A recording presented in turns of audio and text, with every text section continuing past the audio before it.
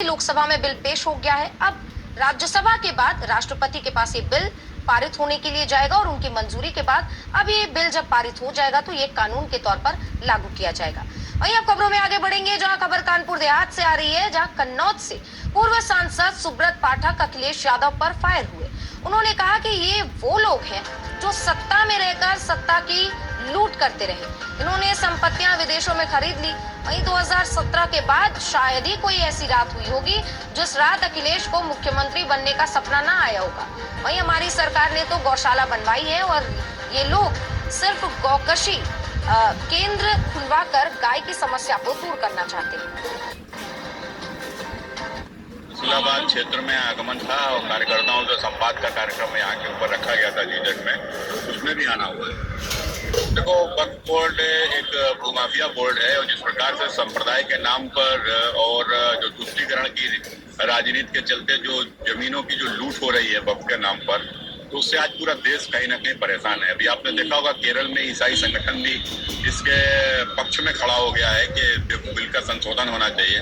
तो मैं समझता हूँ पूरा देश इसमें चाहता है कि वक्फ बोर्ड की इस प्रकार की गुंडागर्दी समाप्त हो। ये वो लोग हैं जो सत्ता में रहने पर जो सत्ता की लूट करते रहे और लूट करके इन्होंने तो संपत्तियां विदेशों तक में खरीद ली हैं। तो कुल मिलाकर ये वो लोग हैं जो गौपालक वर्ग से आते हैं, लेकिन तुष्टीकरण के चलते जो जिनके समय पर गौकशी होती थी और आज उनका दर्द उनकी जबान से निकल गया कि उनको गौशाला से बदबू आने लगी है। इस प्रकार के लोगों के लिए क्या ही कहा जाए।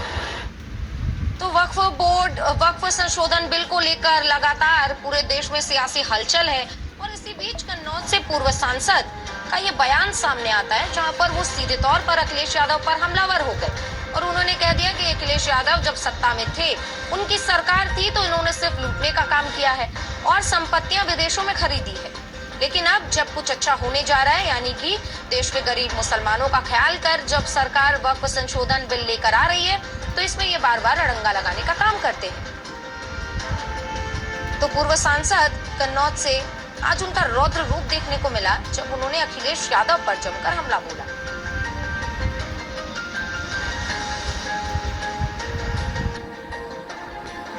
और आज पूर्व सांसद ने किस कार्यक्रम में हिस्सा लिया और इस दौरान उन्होंने क्या कुछ कहा है विपक्ष को लेकर, तमाम जानकारियों के साथ हमारे सहयोगी गौरव शुक्ला हमारे साथ जुड़ गए। गौरव, आज पूर्व सांसद कन्नौज के पूर्व सांसद पहुंचते हैं और उसके बाद उन्होंने वक्फ बोर्ड को लेकर अपना बयान दिया, साथ ही उन्होंने अखिलेश यादव पर जमकर हमला बोला। इसके बाद क्या कुछ माहौल और क्या कुछ उनका आगे का कहना?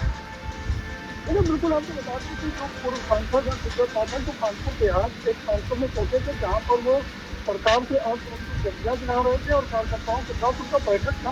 और इस दरमियान जो मीडिया से मुखातिब हुए तो उन्होंने साफ तौर पर बताया कि अखिलेश यादव जो है वक्फ बोर्ड को बयानबाजी कर रहे हैं, गौशाला को बयान दे रहे हैं, तो उस पर उन्होंने सीधे फायरदान होते हुए साफ तौर पर कहा कि वक्फ बोर्ड जो है वो भूमाफिया बोर्ड है। तमाम सरकारी जमीन पर वक्फ बोर्ड ने कब्जा कर लिया है और यही कब्जा उनका बरकरार है।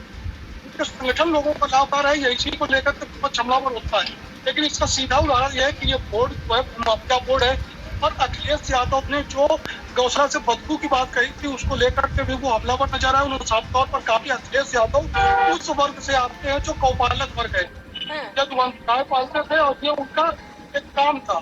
और ऐसे लोग जो राजनीतिक कुंठाता के चलते वो इस बात को लेकर के कहे कि अब उन्हें गौशालाओं से बदबू आ रही है, सरकार उनकी चाहती है कि वो बूचड़ खाने खोल दे, तो क्या इससे गाय की समस्या का हल हो जाएगा? भारतीय जनता पार्टी गौशाला बना रही है जिसके चलते अब गाय जो समस्या है उसका निराकरण होगा। तो तमाम मुद्दे हैं जिनको लेकर के पाठक हमलावर नजर आया। अखिलेश को उन्होंने सीधे तौर पर घेरा है जी, क्योंकि हमने जैसे पाठक जी को सुना, उन्होंने साफ तौर पर अखिलेश यादव पर यह भी बयान दिया है कि सत्ता में रहने के दौरान उन्होंने लूटपाट की है और उसके बाद विदेशों में जमीन खरीद ली है। और क्या कुछ कहा उन्होंने? जाहिर तौर पर जब विपक्ष जो है तमाम ऐसे आरोप लगाता है कि जो सत्ता है वो ऐसे लोगों का काम कर रही है जिससे एक विशेष वर्ग को लाभ हो रहा हो, तो इसको लेकर के पाठक अखिलेश यादव पर हमलावर हुए और उन्होंने साफ तौर पर कहा ये वो लोग हैं जो सत्ता में रहकर मलाई खाने का काम करते रहे और उन्होंने इस कदर भ्रष्टाचार किया है, विदेशों में जाकर के इसकी मलाई चाटी है और विदेशों में जाकर के इन्होंने परिधि जो है वो भी बना रखी है इस ठीक मामले है, ठीक है गौरव, तमाम जानकारियों के लिए बहुत धन्यवाद। तो आज कन्नौज के पूर्व सांसद कानपुर पहुंचे, कार्यक्रम में उन्होंने हिस्सा लिया और उसके बाद उन्होंने अखिलेश यादव पर जमकर हमला बोला। हालांकि हमने कल सुना था अखिलेश यादव जब लोकसभा में वक्फ संशोधन बिल के विपक्ष में कह रहे थे, तब उन्होंने महाकुंभ का मुद्दा उठाया, सरकार पर कई आरोप लगाए, महिला सुरक्षा का मुद्दा उठाया। वहीं आज जब पूर्व सांसद कन्नौज के पूर्व सांसद कानपुर पहुंचे तो उस कार्यक्रम में शामिल होने के दौरान उन्होंने अखिलेश यादव पर जमकर हमला बोला और इन्होंने साफ कह दिया है, कई आरोप तो अखिलेश पर लगाए ही और ये भी कि सत्ता में रहने के दौरान इन्होंने सिर्फ लूटपाट ही की है, सिर्फ भ्रष्टाचार किया है और अब इन्होंने विदेशों में जमीन खरीद ली है। तो देखिए, एक तरफ वक्फ संशोधन बिल सदन की पटल पर रखा गया और इधर सियासी हलचल पूरे देश में देखने को मिल रही है। कुछ पक्ष में है तो कुछ विपक्ष में है और विपक्ष का साफ तौर पर कहना है कि सरकार ये बिल जानबूझकर लेकर आ रही है ताकि अमेरिका ने जो टैरिफ बढ़ाए हैं 26%, उससे ध्यान हटाया जा सके। एक और पक्ष का कहना है कि गरीब मुसलमानों को उनका हक मिलना चाहिए। वक्फ बोर्ड के पास 9,000 से ज्यादा केसेस पड़े हैं, उनका समाधान नहीं हो पा रहा है और इन तमाम मुद्दों को लेकर सरकार वक्फ संशोधन बिल लेकर आना चाहती है। अब वक्फ संशोधन बिल से फायदा ये होगा कि जितनी भी वक्फ की संपत्तियां हैं वो सभी सरकार के अंडर में अब रजिस्टर्ड होंगी और जितने भी फंडिंग्स होते हैं, जो भी दान की हुई चीजें होती हैं, उन सब की जानकारी अब गवर्नमेंट के पास होगी। तो इसे लेकर कई संगठन समर्थन में हैं, तो कई मुस्लिम संगठन नाराज भी हैं। इसे लेकर AIMIM विरोध कर रहा है, all India Muslim personal law board भी विरोध कर रहा है, जमियत उलेमाए हिंद भी इसका विरोध कर रहा है।